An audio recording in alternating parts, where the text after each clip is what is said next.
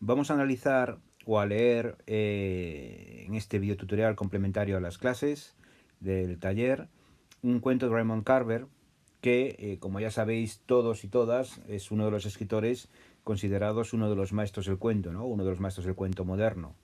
Digamos que está en ese grupo excelso y escogido de Edgar Allan Poe, Chekhov, Raymond Carver, Cortázar, bueno, algunos más, pero desde luego es un cuentista indispensable, ¿no?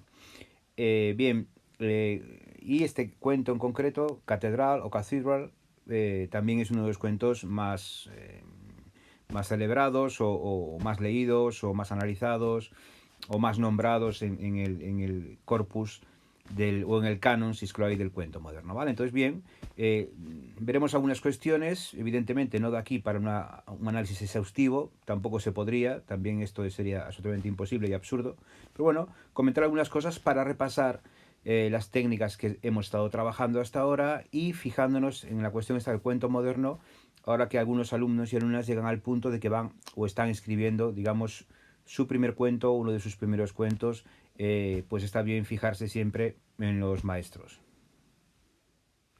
Bien, sobre la cuestión del narrador, que es aquello que tratábamos en la primera unidad del curso, en las primeras unidades del curso, ¿no? Para diferenciar entre narrador externo, narrador interno. Es decir, aquí rápidamente, claramente, vemos que se trata de un narrador interno. Está clarísimo porque en principio, un narrador externo, un narrador omnisciente, cosinisciente, cámara, no tiene mujer, no tiene personalidad, no es parte de la historia, ¿vale? Entonces, estamos con un narrador que está dentro de la historia que está ocurriendo, porque un ciego, un antiguo amigo de su mujer, va a ir a pasar la noche en casa de ellos, ¿no? Porque su esposa ha muerto, etcétera, etcétera, etcétera. Bien, ya de entrada, lo primero que tenemos que tener claro, solo nos hace falta una frase para saber que estamos ante un narrador interno, un narrador que está dentro de la historia y por lo tanto con sus ventajas, sus inconvenientes y sus limitaciones. Esto es importante, tiene el punto de vista y las limitaciones de cualquier persona, de cualquier humano, siempre, salvo que estemos en una literatura de superhéroes o mágica o fantástica y que el narrador interno tenga poderes. Bueno, eso sería otra cuestión, pero desde luego no sería en el terreno del realismo o del realismo sucio de Carver y otros autores de este tipo, ¿de acuerdo? Entonces lo primero que tenemos que tener claro es que tenemos a un narrador interno, ¿vale? Otra cosa ya es que este narrador sea el protagonista o sea alguien que nos cuenta la historia principal de otro. Digamos que a lo mejor este narrador nos va a contar la historia de la mujer, de su mujer, del ciego, o digamos que él como protagonista nos va a contar qué ocurrió o qué está ocurriendo con ese ciego que visita a su mujer. La primera pregunta, por tanto, es ¿por qué esto es importante? ¿Por qué es importante que este hombre nos dice que un antiguo amigo de su mujer, un ciego, la va a visitar? Porque esto tiene suficiente peso como para abrir o ser parte de un relato. Podría ser un hecho banal, pero ya veremos que no lo es. Y bien, como veíamos en una unidad anterior, cuando hablábamos del principio, del comienzo de cualquier narración, siempre, queramos o no, esté pensado a propósito por el escritor, más le vale que lo tenga pensado, la verdad, el lector lo coja o lo entienda de forma consciente o inconsciente, siempre damos dos informaciones, dos parámetros fundamentales, que son los parámetros en los que se basa toda la narración, todas las narrativas, que es el parámetro del estilo y el parámetro de la técnica. Es decir, a nivel técnico nos ha quedado claro que se trata de un narrador interno. Eso a nivel técnico, ¿bien? A nivel de la coordenada técnica que empezamos a vislumbrar nada más empezar a leer el texto. Luego, a nivel estilístico, también queda muy claro el tipo de estilo. Estamos con un tipo de estilo, digamos, con un lenguaje como muy coloquial, como muy directo, frases más o menos cortas, bueno, con alguna puntuación, pero de alguna manera no es una puntuación trabada, con subordinadas, con digresiones, etcétera. Digamos que constantemente hay frases como no cortas del todo, pero muy claras. Sí que es ¿vale? Un estilo como muy, digamos, con cadencias muy claras, ¿vale? Entonces estamos en un estilo, evidentemente, directo, sencillo, etcétera. Este tipo de sencillez que al final es muy complicada de lograr. ¿de acuerdo? Es decir, escribir sencillo, siempre recuerdo el comienzo de la novela de Albert Camus, el extranjero, bueno, mamá ha muerto, etcétera, etcétera, ya la conocéis. Al final, lo que le llaman en Francia l'écriture blanche, la escritura blanca, lograr este tipo de neutralidad, esta aparente sencillez, es muy complicado, ¿de acuerdo? Es muy complicado, es más complicado que hacerse el escritor y escribir barroco, etcétera. Que no quiere decir que escribir barroco sea fácil o no sea de escritores buenísimos, como el caso de Lobo Antunes, etcétera, ¿no? O Faulkner. Bien, otra cosa importante en este comienzo, nada más comenzar, hemos visto la cuestión técnica, la cuestión estilística, estamos ante un narrador interno, estamos ante un estilo claro, sencillo, directo, etcétera. Bien, pues también tenemos un elemento que hemos visto también en una unidad didáctica anterior, cuando en aquellas unidades de principio de curso trabajábamos sobre la construcción y caracterización de los personajes, sobre cómo construirlos y sobre cómo presentárselos al lector. Y luego había un apartado en el que hablábamos de tipología de personajes, ¿no? Digamos, estos personajes que siempre funcionan, siempre se repiten, el avaro, el genio, el malo, el bueno, el guapo, el feo. Bueno, esto parece una película, un western, pero no lo es, ¿no? Esos personajes, esos tipos que no puede nunca convertirse en un cliché, ¿vale? Digamos que una cuestión es el tipo de personaje y otra cosa es que eso lo convirtamos en un cliché, ¿de acuerdo? Pero digamos que el tipo de personaje, esa base que siempre está ahí desde el comienzo de la literatura, pues siempre resuena y crea una cámara de resonancia y un subtexto muy, muy potente, ¿no? Entonces aquí tenemos claramente eh, una tipología que está muy clara, que es la del ciego. Digamos que, ¿por qué este hombre que visita a la mujer de este narrador, por qué tiene que ser un ciego? Bien, pues el ciego ya crea toda una serie de resonancias, ¿no? Tampoco tenemos que empezar aquí a hacer literatura comparada o a rebuscar demasiado, pero como mínimo recordemos eh, en Edipo Rey, en Edipus Rex, de Sófocles, el ciego Tiresias, ¿no? Y digamos que Edipo es este que por el destino o por lo que sea, por la fatalidad de los dioses, acaba asesinando a su padre, acaba siendo el amante de su madre y al final como no consiguió ver o no consigue ver, pues consulta con el sabio, con el divino, con Tiresias, ¿no? Que Tiresias siempre dice aquello de, pues yo veo, es decir, realmente no ve, estoy ciego, pero yo veo a través del oxos, a través de lo oblicuo, a través de, tengo algún otro tipo de ojo, ¿vale? No vale hacer bromas aquí, ¿eh? Bien, entonces, al final, Edipo, que es el hombre que ve, que el que tiene ojos para ver, que físicamente no está impedido, no acaba de ver nada, no ve nada, y como ya sabéis, espero que no sea un spoiler, se arranca los ojos con los botones del manto de su madre, etcétera. Bueno, es una tragedia griega. ¿Qué le vamos a hacer? Ya que estamos, recomiendo que leáis Edipo Rey de Sófocles porque es literatura actual, ¿vale? No es una cosa que un escritor pueda pasar por alto. Entonces, la primera resonancia del ciego ya es esa, ¿no? Digamos, en la sabiduría antigua era el ciego, en los adivinos era el ciego el que veía realmente la realidad que se oculta detrás del mundo físico, digamos así, ¿no? Otro prototipo, otra resonancia con los ciegos, hombre, pues el informe de ciegos de Sábato, ¿no? De una de sus novelas, yo ahora no recuerdo si era sobre héroes y tumbas o Abaddon el exterminador, lo siento pero no lo recuerdo, lo podéis buscar, que tiene como un inserto en el medio sobre lo que se llamaba el informe de ciegos, que a veces se ha considerado como una especie de cuento, una especie de obra aparte, incluso se ha hecho alguna representación con eso, bueno, y donde el narrador, bueno, pues habla muy mal de los ciegos, ven ellos siempre gente perversa, etcétera. Bueno, pues digamos que el prototipo de este personaje, el ciego, ya aquí de entrada ya está funcionando y está enviando un subtexto y una información codificada, inconsciente, muy potente en la historia, ¿de acuerdo? Bien, pues hasta ahora ya tenemos ya bastante información leyendo dos, tres líneas del cuento, que es la información acerca del estilo, de la técnica y tenemos ya también un primer arquetipo que empieza a funcionar y que empieza a hacer también a crear este subtexto y este tipo de referencias, estos ecos, ¿no?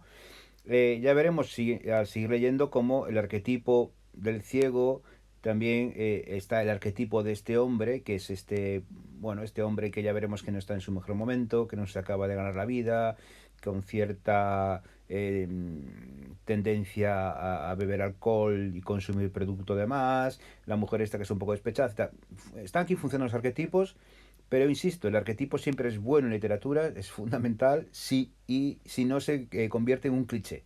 Lo que nunca puede ocurrir es que un arquetipo se convierta en un cliché, porque entonces ya no tenemos literatura, tenemos un producto de venta o de no se sabe qué, ¿de acuerdo? Vale, entonces digamos que una vez para que tenemos todo esto, estamos buscando el desencadenante, ¿no? Que es qué ocurre para que esta historia merezca ser contada y para que entonces el mundo de este hombre que nos está contando que viene el ciego a cenar, a pasar la noche en casa, a visitar a su mujer, pues digamos que para que esta situación trastoque la vida normal, dentro de la normalidad de cada uno, diaria, rutinaria, ¿de acuerdo? Entonces, ya vemos que, digamos que es el ciego el que de alguna manera está funcionando de... Perdón, que no quiero yo borrar al ciego, de desencadenante, ¿no? Digamos que es el ciego el que funciona aquí como un desencadenante porque los comentarios acerca de este hombre, bueno, de modo, etcétera, un ciego al que le ha muerto la esposa, nos cuenta cómo va a venir. Es importante, la mujer no lo ha visto, este hombre no se han visto en 10 años, después de un verano en que trabajó para él. Es decir, que realmente el tiempo que no se ven es mucho mayor que el tiempo que se han visto, ¿no? Digamos. Pero bueno, como dice el texto, el narrador, sí, han seguido en comunicación, esto es muy simpático, grabando cintas magnetofónicas, ¿no? Estamos en los años 80, hoy sería mediante grabaciones por Messenger o redes sociales o lo que fuese, y aquí queda muy claro que el narrador lo conoce, su visita no me entusiasmaba, bueno, puede ser un eufemismo para decir que la visita pues le preocupaba, etcétera. Bueno, da algún motivo porque no le conoce, tampoco es un motivo de peso, y esto es interesante porque entronca con lo que hemos hablado del arquetipo, ¿no? Le inquieta el hecho de que sea ciego, ¿no? Digamos que aquí un poco está jugando siempre con este extrañamiento, ¿vale? Y nos habla un poco de la idea de la ceguera. Bueno, pues realmente nombra, bueno, pues esto es muy adecuado, esos clichés, ¿no? De los ciegos que van despacio, que son siniestros, no sonríen, que van con un perro.